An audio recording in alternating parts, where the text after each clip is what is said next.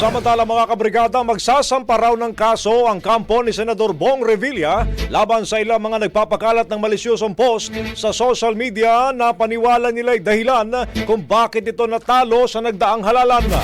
Sa bulong balitaan, sinabi ni Attorney Raymond Fortun na 5 hanggang 10 kaso ng cyber libel ang ihahain nila laban sa mga individual at grupo na nagpapakalat na di umano'y maling impormasyon sa social media.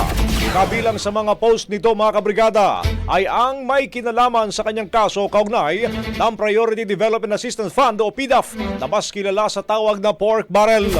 Sabi pa ni Fortun, malinaw naman raw na naabsweldo na si Senador Bong noon pang 2018 at 2021. Nakipag-ugnayan na raw sila ngayon sa National Bureau of Investigation para sa naturang issue at para sa babala sa publiko ng mapanirang paggamit sa social media. Ang bahaging ito ay hatid sa atin ng Fast Relax. Tanggal ang sakit, ora mismo.